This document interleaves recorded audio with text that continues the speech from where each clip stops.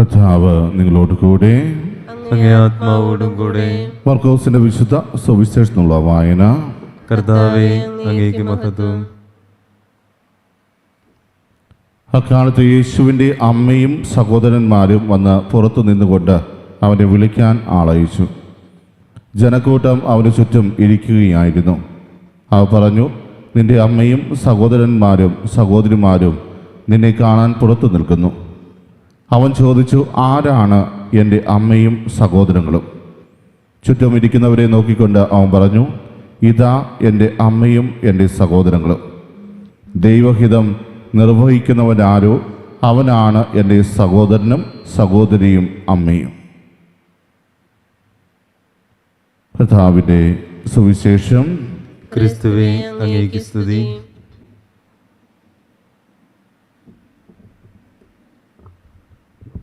വിശ്വാനി ഇത്രയും സ്നേഹമുള്ളവരെ, ഇന്ന് തിരുസഭാ മാതാവ് നമ്മുടെ വിചിന്തനത്തിനായിട്ട് നമുക്ക് നൽകിയിരിക്കുന്ന വചനഭാഗം മർക്കോസിൻ്റെ സുവിശേഷം 3-ാം അധ്യായം 31 മുതൽ 35 വരെയുള്ള തിരുവചനങ്ങളാണ്.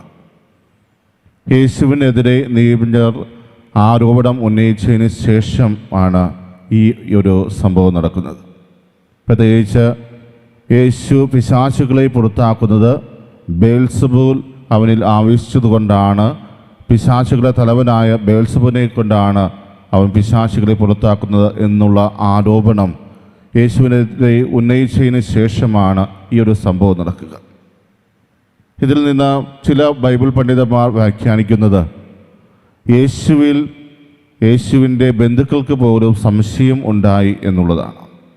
അതുകൊണ്ട് അവനെ പിടിച്ചുകൊണ്ടു പോകുവാൻ വന്നു എന്ന രീതിയിൽ ഇതിനെ വ്യാഖ്യാനിക്കുന്നത് നമുക്ക് കാണുവാൻ സാധിക്കും. എന്നാൽ ഈ ഒരു വചനഭാഗത്തിലൂടെ കർത്താവ് വലിയൊരു പാഠമാണ് നമ്മളെ പഠിപ്പിക്കുന്നത്.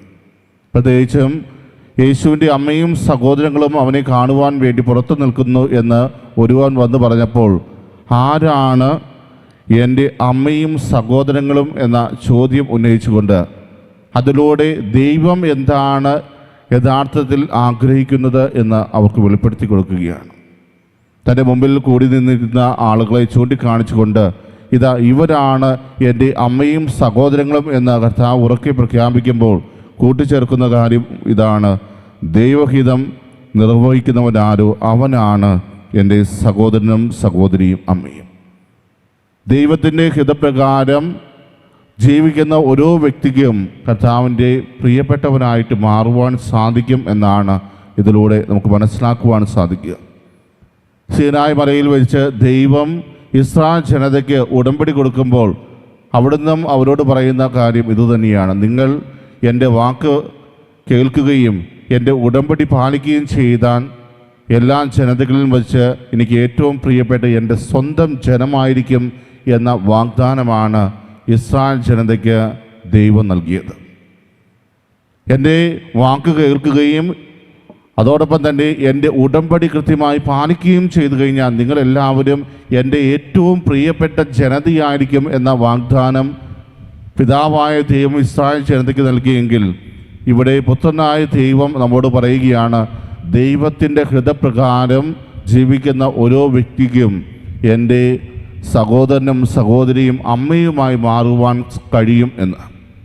പ്രിയമുള്ളവരെ, അതിനാൽ തന്നെ ദൈവവചനം അനുസരിച്ച് ജീവിക്കുന്ന ഓരോ വ്യക്തിക്കും ദൈവത്തിൻ്റെ സ്വന്തമായി തീരുവാൻ സാധിക്കും എന്നാണ് നമ്മൾ മനസ്സിലാക്കുക.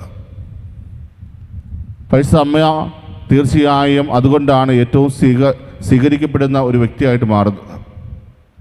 യോഹന്നാന്റെ സുവിശേഷം 15-ാം അധ്യായം 7-ാം തിരുവചനത്തിൽ നമ്മൾ കാണുന്ന ഒരു വാഗ്ദാനം പ്രകാരമാണ്: ദൈവത്തിൻ്റെ ഹൃദയപ്രകാരം ജീവിക്കുന്ന ഏതൊരു വ്യക്തിയും ദൈവത്തിൻ്റെ പ്രിയപ്പെട്ടവരായിട്ട് മാറുന്നു. അതുകൊണ്ട് തന്നെ അവർ ചോദിക്കുന്നത് എന്തും ഞാൻ അവർക്ക് ചെയ്തു കൊടുക്കും എന്നാണ് അവിടെ നമ്മൾ വാങ്ങിക്കുക. അപ്പോൾ പരിശുദ്ധ അമ്മയുടെ മാധ്യസ്ഥം എന്തുകൊണ്ടാണ് നമ്മൾ തേടുന്നത് എന്ന് ചോദിച്ചു കഴിഞ്ഞാൽ അതിനുള്ള ഉത്തരവും നമുക്കവിടെ കാണുവാൻ സാധിക്കും. കാരണം ദൈവഹൃദയപ്രകാരം ജീവിച്ചവളാണ് പരിശുദ്ധ കന്യകാമറിയം. ദൈവത്തിൻ്റെ വാക്ക് കേൾക്കുകയും കർത്താവ് നൽകിയ ഉടമ്പടി വളരെ കൃത്യമായി പാലിക്കുകയും ചെയ്തതുകൊണ്ട് തന്നെ ദൈവത്തിൻ്റെ സ്വന്തമായി തീർന്നവളാണ്, അല്ലെങ്കിൽ പ്രിയപ്പെട്ടവളായി തീർന്നവളാണ് പരിശുദ്ധ കന്യകാമറിയം. അതുകൊണ്ട് തന്നെ എന്ത് ചോദിച്ചാലും അവൾക്ക് ഞാൻ ചെയ്തു കൊടുക്കും എന്ന് ദൈവം വാഗ്ദാനത്തിലൂടെ ഓർമ്മപ്പെടുത്തുന്നു. പ്രിയമുള്ളവരെ, ആ ഒരു തലത്തിലേക്ക് നമുക്കും ഉയരാൻ സാധിക്കണമെങ്കിൽ നമ്മളും ദൈവത്തിൻ്റെ ഹിതമനുസരിച്ച് ജീവിക്കുന്നവരായിട്ട് മാറണം. ദൈവം എന്താണോ എൻ്റെ ജീവിതത്തിലൂടെ ആഗ്രഹിക്കുന്നത് അത് കൃത്യമായി മനസ്സിലാക്കിക്കൊണ്ട് എൻ്റെ ജീവിതം ദൈവത്തിന് വലിയ സാക്ഷ്യമായിട്ട് മാറുമ്പോഴാണ് പ്രിയമുള്ളവരെ നമ്മൾ ഓരോരുത്തരും ദൈവത്തിൻ്റെ പ്രിയപ്പെട്ടവരായിട്ട് മാറുക. ഇന്ന് ഈ ദിവ്യബലിയിൽ സംബന്ധിക്കുമ്പോൾ നമുക്ക് ആ ഒരു കൃപയ്ക്ക് വേണ്ടി പ്രാർത്ഥിക്കും. കർത്താവേ, എൻ്റെ ജീവിതത്തിൽ അങ്ങയുടെ ഹിതം എന്താണെന്ന് തിരിച്ചറിഞ്ഞ് അതിനനുസരിച്ച് ജീവിച്ച് അങ്ങയുടെ സ്വന്തമായി തീരുവാൻ ഞങ്ങളെ ഓരോരുത്തരെയും അനുഗ്രഹിക്കണമേ എന്ന് നമുക്ക് ആത്മാർത്ഥമായിട്ട് പ്രാർത്ഥിക്കാം. സർവശക്തനായ ദൈവം നമ്മെ ഓരോരുത്തരെയും സമൃദ്ധമായിട്ട് അനുഗ്രഹിക്കട്ടെ. ആമേൻ.